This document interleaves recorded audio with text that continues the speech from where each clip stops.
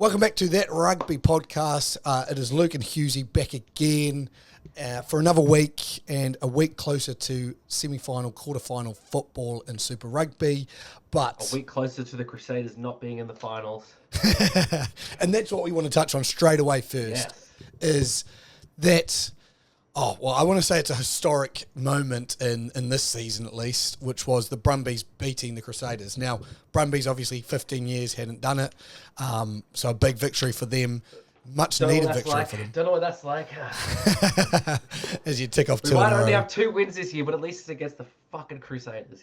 So, Yeah, and it happens in controversial circumstances, not completely controversial. I don't think it was controversial. It's more... I don't even know how to say it, dramatic circumstances. Like, yeah. obviously, if you haven't seen the Brumbies Crusaders game, Noel Olesio lines up a penalty from about 40 metres out and on towards the touchline. Kicks it, hits the post, ends up in the in goal of the Crusaders, where Harrison Goddard's reaching for the ball to score the try. A Crusaders player, Quinton Strange, knocks the ball dead purposely. Now, what then happens is that's considered a penalty. You can't do that in rugby union, as the referee states, and he awards a penalty try, and that was literally pretty much 80-minute mark. It was game winner there. Yeah. Now, decision completely correct for the penalty. There's obviously some questions around should it have been a penalty try or not. Yeah. There was enough doubt you could probably go into depth on that. I don't know. What did you think about that? And look, maybe this is where I need to do some Googling on the rugby laws. But for me, I always thought penalty try is the other player would have certainly scored were it not for the infringing. Probable. I remember we've done this. Yes, We've discussed this. So it's prevents a probable. probable try from me. Probable. Now, I don't even know if it meets the probable threshold. For me, I don't think it makes. It makes some difference for sure, but the Brumbies would have got a penalty from right in front anyway from that. So it's the difference. Yeah, I don't think it makes a difference to the outcome of the game. I don't think Crusaders fans could feel hard done by saying, "Oh, it's changed the result of that game." No, totally, 100%. So for me, I don't know. You're really stretching the limits of the word probable there. For my mind, because there are enough other Crusaders players around. The fact that the infringing player got to the ball first as well, suggests to me that the try was maybe not probable. I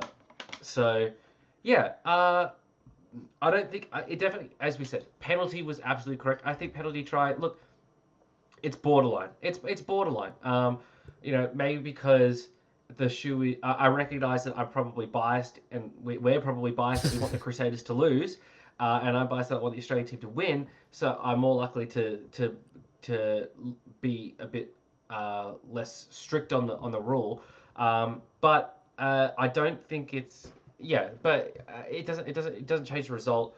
I don't think that should be taken into consideration though about whether it would change the result or not. I just want to say that in that for people to appreciate the context of this and probably why it's not getting as much looking at as it would otherwise. Because imagine if the Brumbies were down 3 points instead of tied at that point, and then the penalty try puts them ahead and gives them the win. Then it does make a real difference, because if the Brumbies had then gone on to kick the penalty, well, then we're in overtime, and who knows what can happen then. So if you take the factors of the score away, and really the score was sort of, it was tied anyway. Yep. So if you look at this as a completely neutral slate at any point during the game, right? If that happens, I don't think you could say that the try from the Brumbies would be probable. So I disagree with the awarding of the penalty try part of it. Yeah, I agree with everything you said. Look, it doesn't change the result, and that's probably why it's not getting the news story or the noteworthy of it. I don't think it is a probable try. There's enough players there, but again, because it didn't really affect the result, it's not going to get talked about that much. What I want to touch base on, and this is one of probably the 2 points we'll discuss with these rules. I actually hate this rule. Like, to me, tapping the ball out that you should be entitled to be able to knock the ball dead. Like, in my honest opinion, I don't see why this is something that even should be effective in the game. Like, It's similar. It's similar in my mind to the knockdown rule. which is exactly I'm all for. Look, rugby. What our rules ideally trying to do is promote a better game, but in my opinion, why can't you knock the ball dead? Like, there's not a reason. If it's a foot, he can kick it dead, but no, all of a sudden we can't knock it dead with a hand like that. It just, to me, it doesn't make any sense in the rugby laws why that is a thing. And it's the same. It's an artificial difficulty enhancer to make rugby union feel superior to rugby league.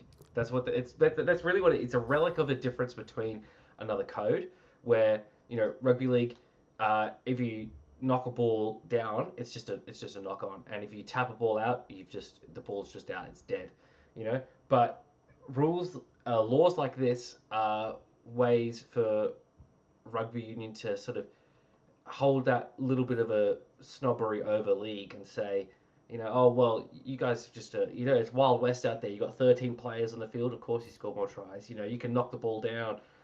Rugby is so much harder to play, and it's a bit like, okay, yeah, but look at the numbers now, especially in the Southern Hemisphere. Look at the numbers. NRL's looking to expand into New Zealand, and PNG, Perth. Taking on Union in all spots. So you could. You could stick your pinky finger out and drink from the teacup, but you're still going to sink with the ship, Yeah. It's like the band playing the violin with the Titanic song. That's what it is. You might be playing Mozart, but you're still drowning. That's totally, I sit there and I go, like, knocking the ball down is one discussion. Like, a deliberate knockdown to stop a try is one discussion. When you're going for an intercept, it's another discussion completely. Like, even just sticking a hand out, I think you're doing enough there to try and keep the game alive. And I look at league, there's not a lot of times that you guys just going straight to knock it down. Yeah. And what was really interesting, Peter Breen, who runs the rugby bricks and all the goal kicking tees, he came out and did a video and said, in the NBA, you can pump fake, you can do all of this stuff, and you can try and block shots. And if your offense is good enough, you should be able to beat that. And that's always the argument. If your attack is good enough in rugby, you should be able to beat a hand coming out. You should be able to draw and pass the player well enough that the hand doesn't matter. And it's the same in this argument here. Like, if you're fast enough, as Harrison Goddard was fast enough to get to that ball and put the ball down, it wouldn't have mattered that he tried to knock it dead. Like, if Harrison Goddard gets his hands on the balls probably quick enough, it's more of now a strip and it's play on. So it's like, I sit there and I go, I just don't understand it. Like, if you can kick a ball like dead and there's no problems, if it was just on the ground and he towed it out, no problems, but all of a sudden, because he's got a hand to it and whacking it out, like, it's a natural thing to do, especially at the end of the game, just get rid of the ball. It's the same reason when I don't understand the rule, you can't pass the ball purposely out. Like, wait a minute. So I can pass a ball that goes over my teammate's head and it can go out, but I just can't pass it purposely out. Like, it's one of those ones where it's like, why is that a rule? Like, if you pass it out, you pass it out. Like, I've seen games, you've seen some stories of like schoolboy games where guys just chuck it out thinking that they can win the game like that, and they're like, no, you can't do that. And it's just like, what is that? Like, that has nothing to do with rugby. Like, that just shouldn't be the way a game gets decided, in my mind. And again, I'd love to hear vice versa arguments, but I just don't think there's an argument to go, oh, that was a good way to finish that game. Like, two teams, 24 all. Two teams that have battled it out. Crusaders hanging on for dear life for their chance to go into the finals still and still get into the finals. Brumbies looking to solidify their top four. And we go, oh, yeah, because this guy tried to knock the ball dead. That's game. And I just go, look, I would have loved, if that ball goes there. What is that? That's a goal line dropout. Guess what? It's a goal line dropout, 40-metre kick. Brumbies still on the attack. Brumbies still have a chance to win it. And I just sat there and I went, in all honesty, it's not the way a rugby game should be decided. For right now, and again, I think you have to go, the refs knew the rules, the refs did everything and right, even take away the penalty try, add the penalty try, who cares? Brumbies win that game because of it. But to me, it's a rugby problem where I go, rugby is, once, like you said, they're sipping the tea and they're just going, this is how we do it. It's proper rugby. You can't do that. Of course you can't knock the ball out. And it's just like, what we're just trying to add complexities to it. Like, try someone's never watched a rugby game before. They decide to watch Brumbies versus Crusaders. It's 24 all. Someone's lining up a kick to win the game. Let's say a field goal. All of a sudden, a ball gets knocked out. The ref has to stop the game. There's people going back and forth. What's happening? A TMO review. Try and explain that to someone who's never watched rugby. I just don't think that you'd be like, no, you can't purposely knock the ball out. Oh, but you can purposely kick it out. Oh, but you can't do this. Oh, yeah, and it's a penalty try because they probably would have. I just went, that is not what we need in rugby right now. So Yeah. it was one of those ones, and I'm in agreement with you. I look at the knockdown rule and I go, if an attack is skilled enough, they'll score the try. As long as you're going for the intercept, even getting a hand out there or trying to defend, I'm big of, if you're going in to make a tackle and you purposely leave that hand out to make a tackle, to potentially knock the ball down, which, yeah, okay. But I go, you're risking missing that tackle, like that person could run through you because you're leaving a lazy arm out right and stuff. It just go, we have so much onus on like the defence doing everything right, and we love to give away penalties against the defence for being offside and doing this and doing that, that at some point we should give the onus back to the attack. Be damn well good enough to score a try.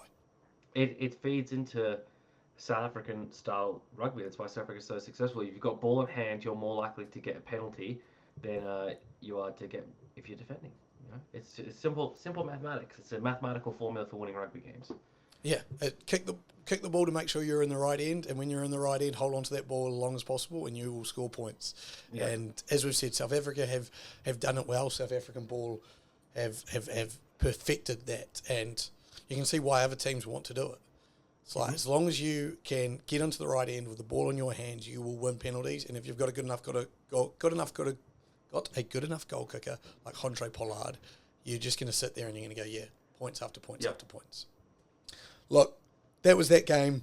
Obviously, a lot of other games happened over the weekend, but we do have our top four decided now, as we were sitting there discussing it last week. The Reds tried to go to Fiji. Vunivalu decided to give one back to his fellow countryman and get himself red carded. Just the absolute last straw, I feel like, in the Sulu Vunivalu experiment. I think this has to be it. It's just he'd shown some improvements this year, but just silly stuff like this. It's just I don't know. There were times that the Reds looked like they could get back into the game, and I don't know. I don't want to talk about that game too much because that's just a shocker. It's just Yep. So we've got our top four sorted. So it's going to be Blues, Hurricanes, Brumbies, Chiefs, somewhere in that top four. Obviously, two very big games, weeks coming up. Chiefs play both the Hurricanes and the Blues, am I correct? Yes. They host the Hurricanes this week and visit the Blues next week. And so, obviously, those two B games will decide where those three teams play. And then I think Brumbies, I think they play the Rebels this week and then go to the Force next week. You are correct. So, obviously, it'll be really interesting because I think, say, the Hurricanes beat the Chiefs, the Brumbies beat the Rebels, Blues beat whoever they're playing, I think the Crusaders this week. We may have our top four and their positions decided, basically. I know the Blues and the Hurricanes will... I don't even think the Brumbies would mind staying at 3 and not moving up to 2 if the rest of the table stays the way it is. Look at the table as it is now. 5 and 6 are the Reds and Rebels. 7-8 is Highlanders Dura, with the potential for the Crusaders to still sneak in at 8. And I mean they could potentially make their way up to 7th. That's as high as they can go if they get full bonus points and the Highlanders get no points in the remaining weeks, right? Or the Highlanders only get one bonus point, or if the Highlanders get 2 bonus points. No, they can't finish 7th. And the reason is I think the Highlanders and the Drua play each other this week. So one of them's obviously going to get points. Right, so one of them is going to get points. Yeah, so Crusaders can only finish 8th. Well, no, if the Drua win but don't get a bonus point, they're on 25 points, right? But then it comes down to the first tiebreaker's wins. It's not point stuff. So it's not point differential. No, it's first tiebreaker is wins, which is going to now hurt the Crusaders. Yes. Yeah. So all those bonus points. So they could sneak in at 8th, right? But you got a New Zealand team and you got the Dura potentially first round, or you got the Reds and Rebels, right?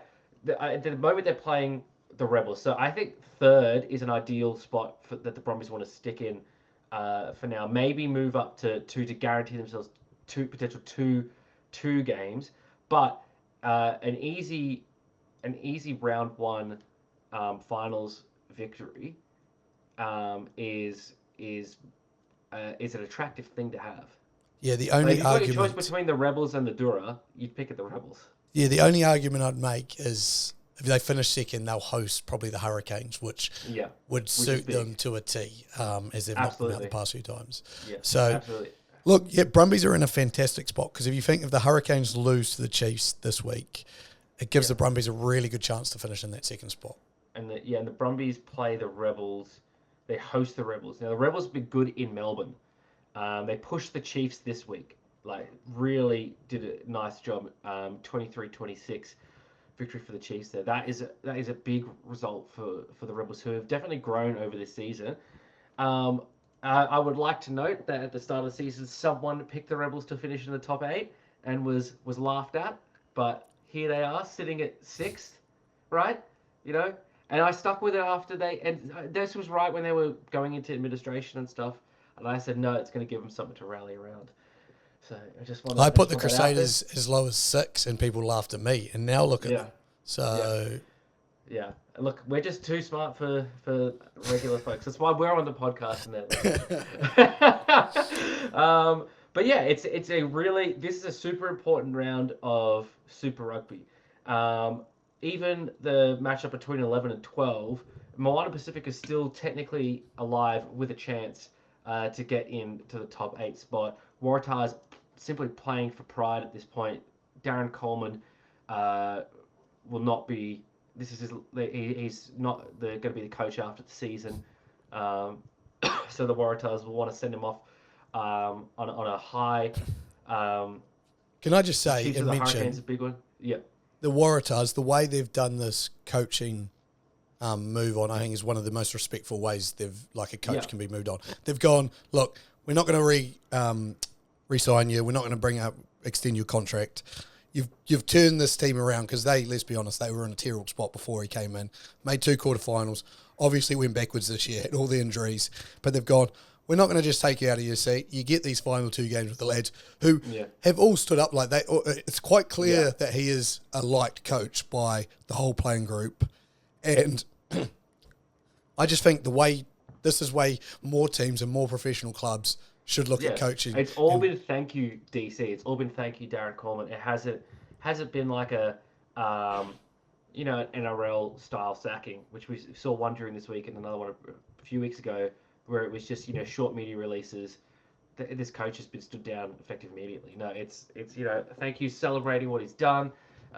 Great things, and he has from where the Waratahs were to bringing them back to a team that's competing is great. And I feel really sorry for him for the injuries this year. But I also think it speaks to what I highlighted in the start of the season, is that I don't think the off-season recruiting was great for the Waratahs.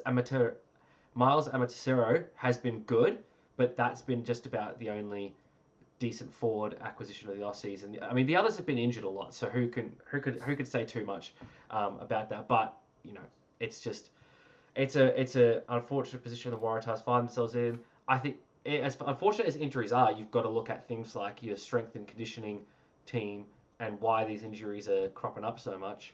And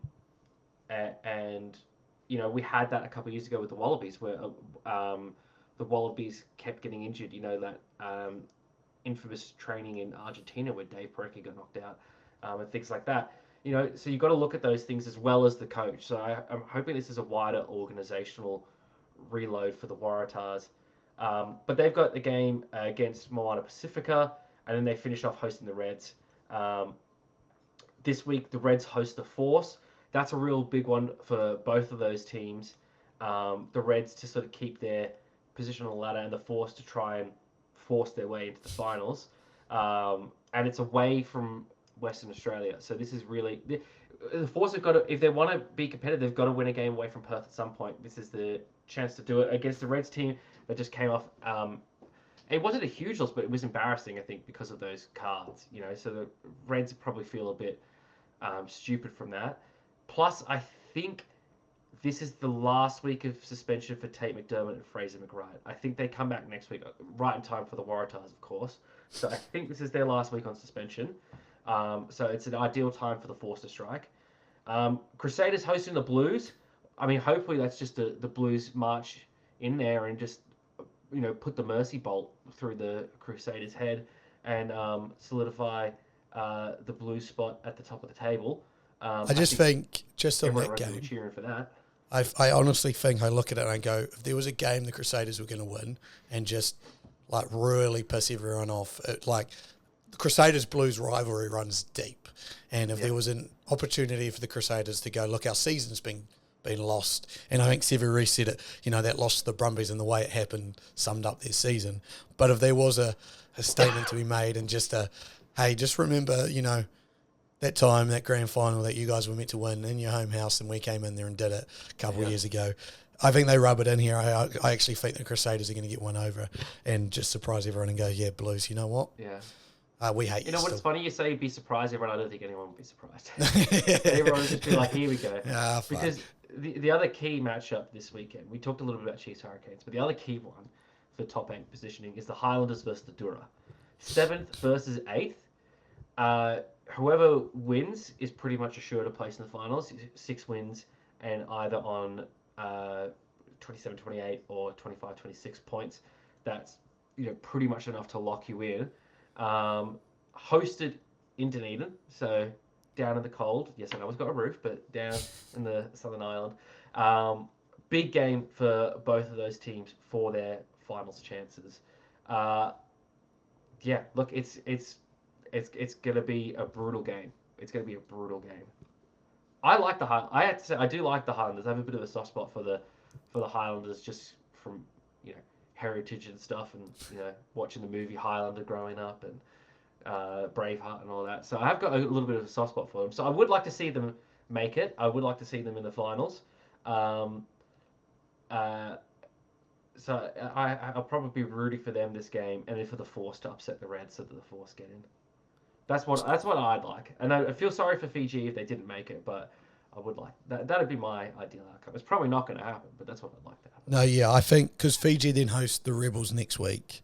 Yeah. So the way I look at it, I think, like you said, the Highlanders win in the South Island this week, and then the Jura win next week, and I think we have our top 8. I think is already set. I just think it's sorting out positions now. Look, it would take something substantial for the Force to get an away win, and the Reds and the Crusaders to win twice to get in. So I look at this and I go, we've got our top 8 set. It's just seeding now, and then do we actually believe any of those bottom 4 teams could beat the top 4 teams? I was looking. So the Reds are definitely, and there's no way the Reds can be out of the finals. But the other 3 teams, the Rebels, Highlanders, and Dura, are all still in the mix. The Rebels are probably in. Let's have a look at the matches to come. So the Rebels, I think they're unlikely to win either of these next 2 games, because they're both away games against 2 other teams vying for one team in the top 4. The other is the Dura at Churchill Park. It is in Fiji, but it's not Fortress Suva. So I still think the Rebels are unlikely to win either of those games.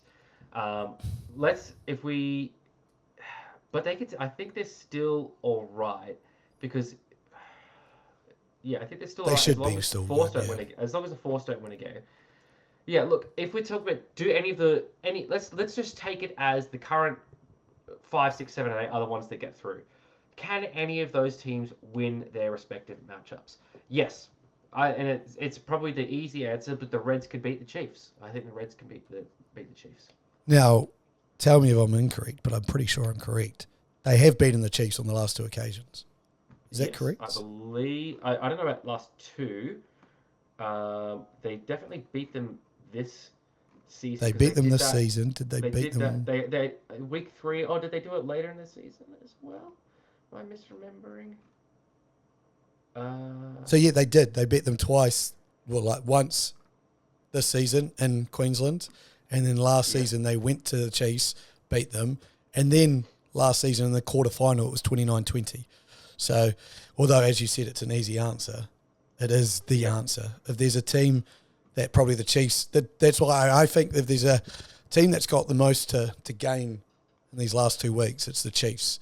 Chiefs against the Hurricanes and the Blues, they can show their title credentials and get out of having to play the Reds, who have, like the Brumbies to my Hurricanes, been their bogey team. Yeah. I'm just looking the Reds' record. The Reds' record away from home, I don't think has been spectacular this year. I would imagine not. They've won against the Crusaders away from home.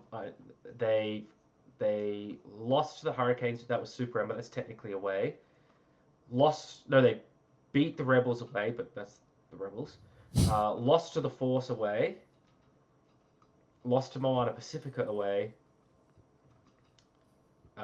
Beat the Crusaders away.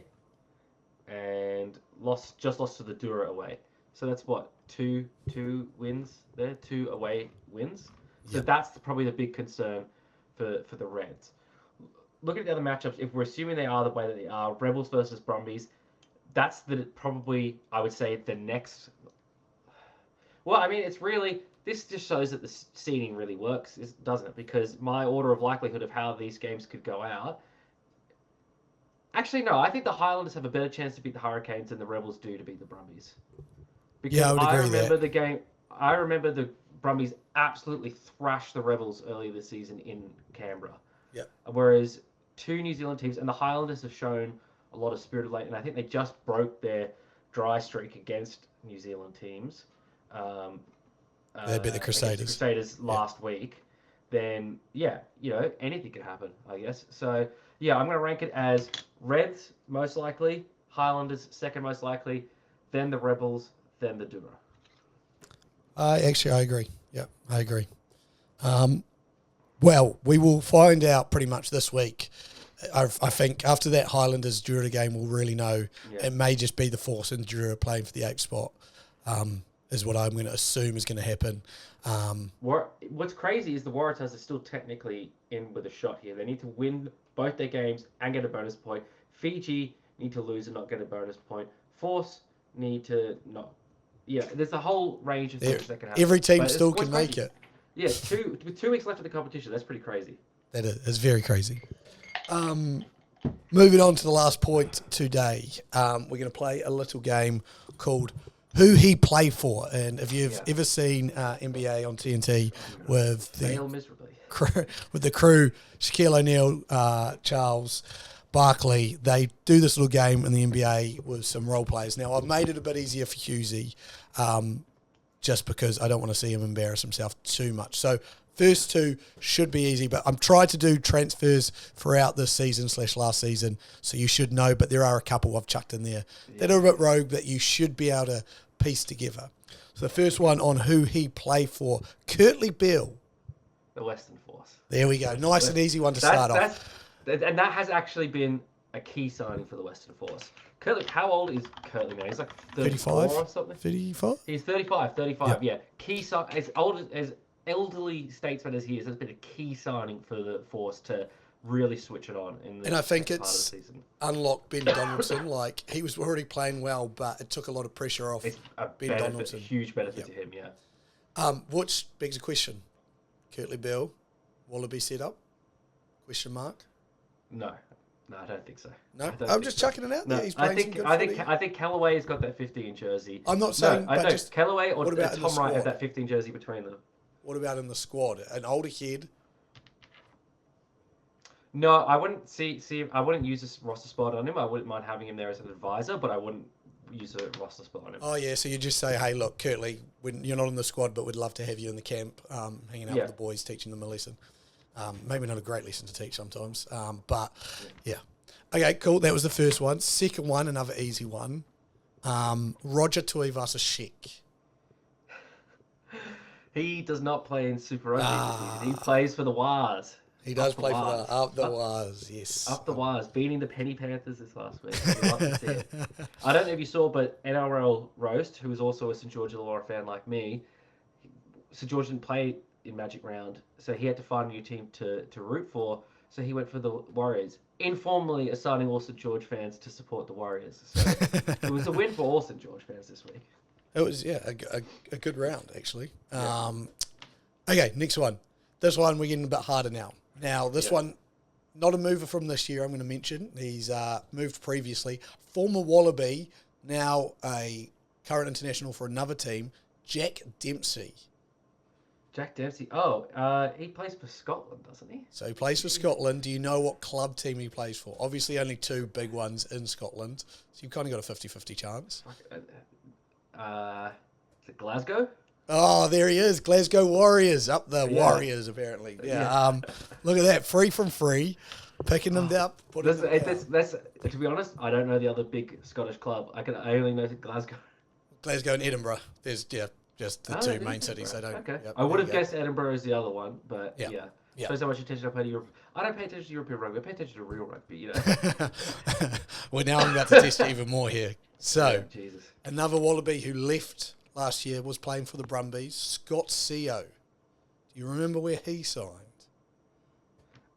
It is in Europe. I saw his pictures flash up on social media recently, actually. Plays in the English Premiership. I'll give you that. Is it Saracens? Not Saracens. Good guess, though. It is Exeter Chiefs. Exeter Chiefs. So, good guess. Fifth one, another New Zealander. Okay. Who made the move, young player, Crusaders, Lester Whanganuku, recently moved to... Did he move to Japan? No, he moved over to France. France. Okay. I know a couple of clubs there. Is it Toulon? That's the obvious one, I think. Is it Toulon? I'm making sure I've got this right now. I believe it is not Toulon. But let me confirm to make sure. Yeah. It's not Toulon. Wait, no, maybe it is Toulon. It is Toulon. I got Toulouse, so there you go. There you go. 4 from 4. No, what did I get? 4 from 5. 1 left. Now this one. Already winning record. Dual Cup winner, Rugby World Cup winner, captain of South Africa, Sia Kolisi. Yeah. He's in Japan. No, he's not. He's not in Japan. He's not in Japan. He's in France I could as have well. sworn him. I didn't do any Japanese ones just purely because I didn't think you'd know the teams in Japan enough to be able to. I know some of the teams. There's Panasonic's one of the teams. I know. Yeah, I know. Team is Panasonic. Okay. He's in France. Right. We talked about this recently, I think. About something to do. I think that was the South African coach who was in France or Ireland. Man. France. I don't know that many French rugby. Is it Lyon? No. It is Racing 92. I couldn't even tell you where they're based, but I don't know if he's played a game yet, to be honest. I think he got injured, so I don't think he's played many games. But that is not a bad effort, 4 from 6. 4 from 6. I thought he went to I thought Khaleesi was in Japan. He may have been in Japan, but then I know he definitely signed for France. Yeah. But I'm not sure of his rugby journey, to be honest. I just know who he played for, and he currently plays for Racing 92. I know he's also in the URC with a South African team for a while there. So Racing 92, they're based in Nanterre, there you go. which is in the outskirts of Paris. But they got that nice blue and white kit, so that's all I know them about. But that wasn't. That could have been a lot worse. Could have been a lot worse. The last two I had no idea. Just guessing straight out of the ether. Yep. So we might do this as a yearly thing. Though. Yeah, Toulon was good. I thought I don't know why I had Toulouse in my head, but that's the other big one. Toulon is like, I know that's one of the bigger French clubs, one of the more successful ones. So, it makes sense they'd be reaching for good players. Totally. But yeah, we're going to start doing that as a yearly thing, I think, just to test your ball knowledge of transfers now. So I surprised this one on you, though, so I will give you a bit more time to do some research. I need some time to study. But for now, that is who he played for, Rugby Edition. And that has been that rugby podcast. Obviously, as we've said, big week next week, big couple of weeks coming up. I do want to give a quick shout out to the Canada women's rugby team who beat New Zealand women's rugby for the Pacific Four title. First ever time they've done that. Next year, Women's Rugby World Cup in England in 2025. So that's a big thing for them. I know Aussie lost all their games in this tournament, lost to the USA recently. Actually, I don't think they've played New Zealand yet, but lost to the USA and Canada, which puts them in doubt for the WXV1 tournament, and they may in WXV2, which isn't a bad thing sometimes. Sometimes winning games gets you some confidence and can grow a team better. But other than that, we'll catch you same time, same place next week as we run into Super Rugby last round. Thank you for joining us. I've been Luke. That's been Husey. Goodbye. Peace.